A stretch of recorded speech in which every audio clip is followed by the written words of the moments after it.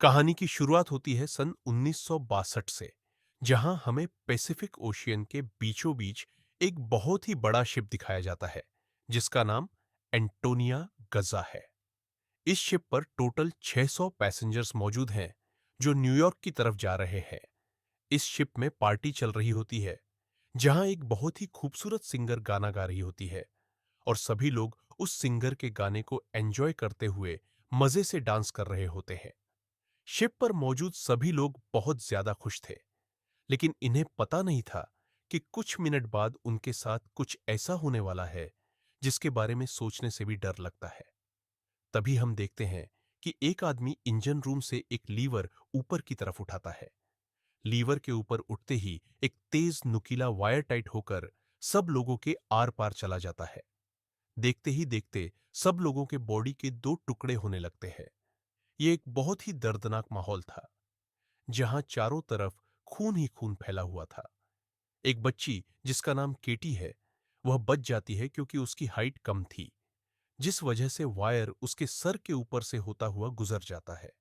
इसके बाद हमें 40 साल के बाद का सीन दिखाया जाता है, जहां हम कुछ लोगों को देखते हैं जो एक टग बोट की मदद से एक बड़े शिप को खींचकर ले जा रहे होते हैं। तभी अचानक वह पुराना शिप डूबने लगता है। यह देखकर ग्रुप का लीडर अपनी टीम में से एक लड़की जिसका नाम मर्फी है, उसे उस पुराने शिप पर भेज देता है, ताकि मर्फी उस पुराने शिप को जिस वायर से बांध कर ले जाया जा रहा था, उसे आजाद कर दे। वरना अगर यह पुराना शिप डूब गया तो उसके साथ साथ इनकी यह टगबोट भी डूब जाएगी।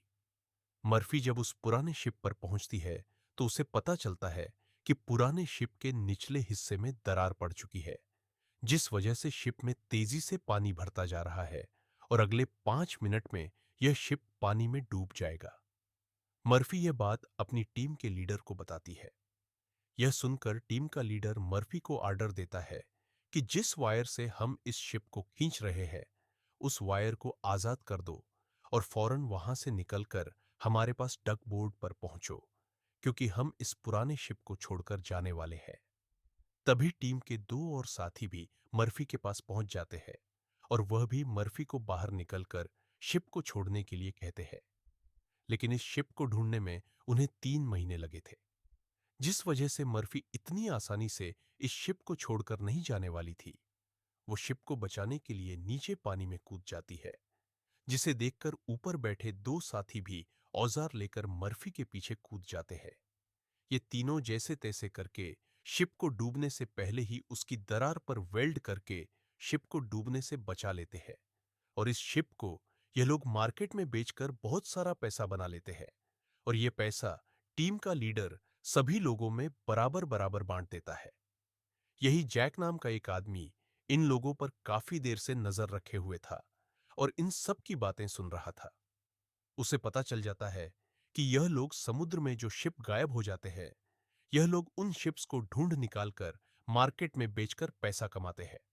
जैक नाम का वह आदमी इनके पास आता है और इस टीम के लीडर को एक शिप के बारे में बताता है जिसमें खजाना छुपा हुआ है। जैक असल में उस शिप की बात कर रहा था जिसे 40 साल पहले एक अनजान आदमी ने लीवर खींचकर सब लोगों को मार दिया था। टीम के लीडर ने भी उस 40 साल पहले गायब हुए एंटोनिया गजा नामी शिप के बारे में सुना था। टीम का लीडर कहता है कि इस शिप को बहुत से लोगों ने ढूंढा, पर आज तक वो शिप किसी को भी नहीं मिला।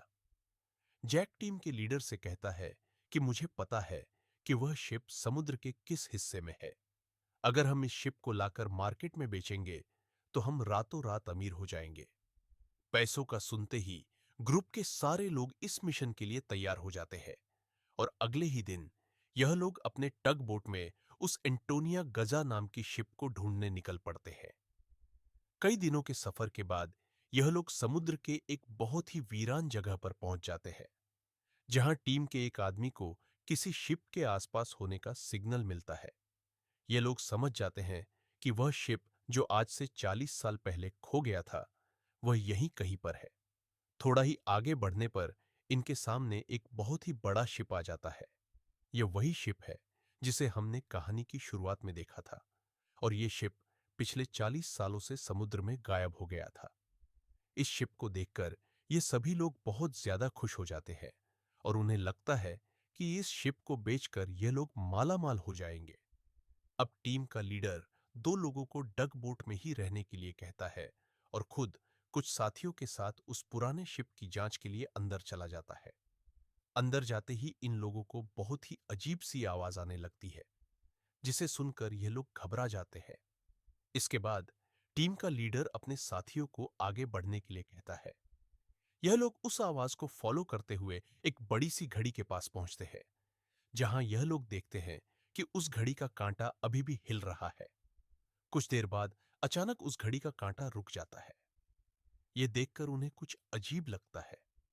अब ये लोग शिप की ओर जांच करने के लिए आगे बढ़ते हैं। अंदर यह जहाज पूरी तरह से बिखर चुका था, जहां सारी चीजें टूट चुकी थी और जहाज के लोहे में जंग लग चुका था। ये लोग जब आगे बढ़ रहे होते हैं, तब उनका एक साथी नीचे फ्लोर टूटने की वजह से गिरने ही वाला होता है कि तभी मर्फी उसे पकड़ लेती है और जब मर्फी अपने साथी को ऊपर खींचती है, तब उससे नीचे एक लड़की दिखाई देती है।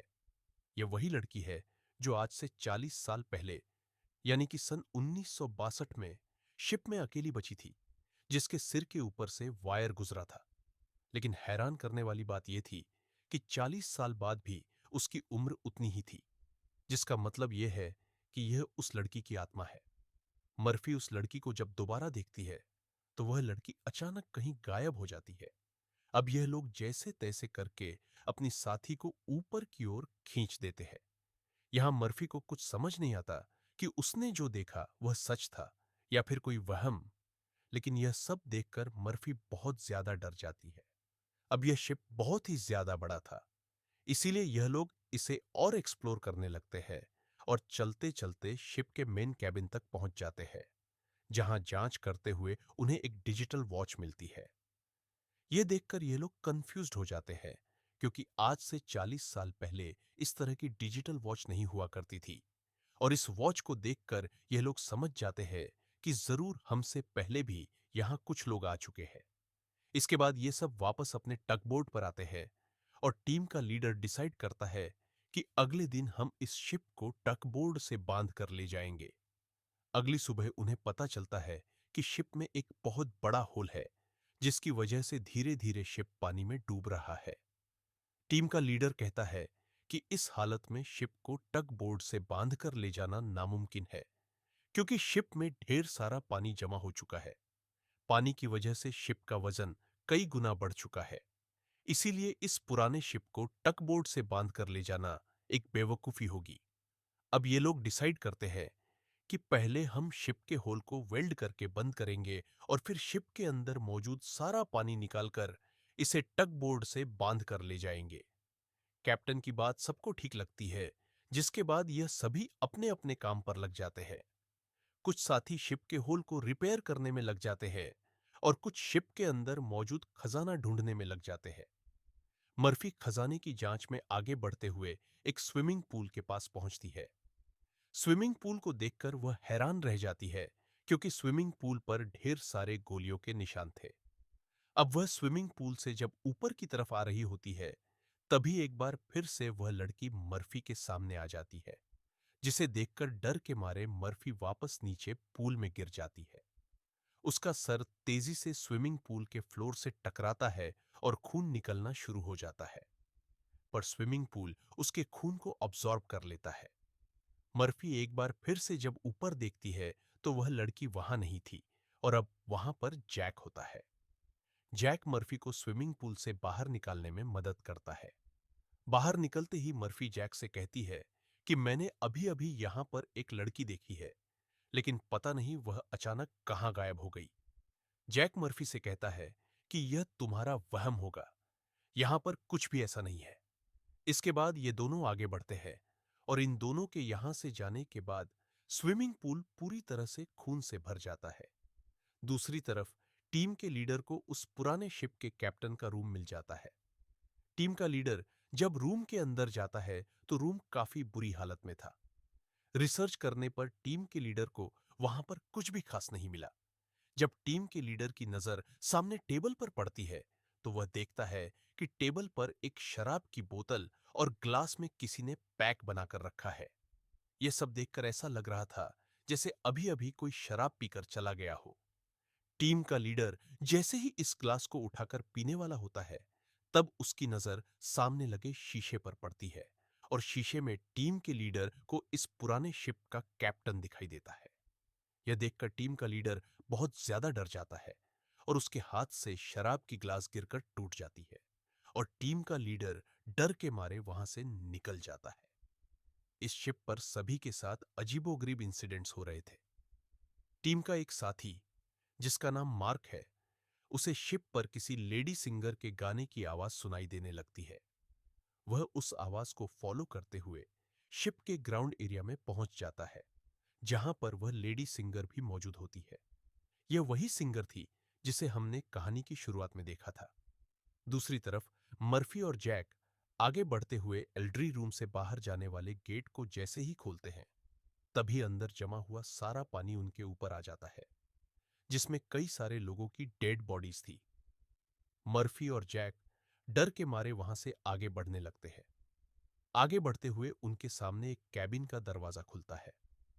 अंदर जाने पर जैक को एक बहुत ही लग्जरी कार मिलती है, जिसे देखकर वह बहुत खुश होता है। पर मर्फी को यहां कुछ गड़बड़ महसूस होता है, इसीलिए वह जल्दी ही यहां से निकलना चाहती थी। तभी एक दूसरे रूम से उन्हें कुछ हिलता हुआ नजर आता है। जब ये दोनों उस चीज के करीब आते हैं और उसके ऊपर रखा हुआ सामान हटाकर देखते हैं, तो उनकी आंखें खुली की खुली रह जाती है, क्योंकि वहां पर सोने से भरा हुआ एक बॉक्स पड़ा था। यह देखकर मर्फी अपने बाकी साथियों को तुरंत बुला लेती है और जब सब यहां पहुंचते हैं, तो सामान हटाने पर उन्हें इसी तरह के 9 बॉक्स मिलते हैं और हर एक बॉक्स में 28 गोल्ड प्लेट्स पड़ी हुई थी, जिसे देखकर सभी की खुशी का ठिकाना नहीं रहता, क्योंकि यह सभी रातों रात अमीर हो गए। इतने बड़े खजाने को ढूंढने के बाद यह लोग डिसाइड करते हैं कि इस शिप को यहीं छोड़ देंगे और सिर्फ सोना यहां से लेकर जाएंगे। जिसके बाद ये लोग सारा का सारा गोल्ड अपने टगबोट पर रख देते हैं और अब ये लोग यहां से निकलने की तैयारी करते हैं। टगबोट को चलाने वाला कैप्टन बोट को स्टार्ट करने के लिए इंजन की सफाई करने लगता है और तभी हमें दिखाया जाता है कि टक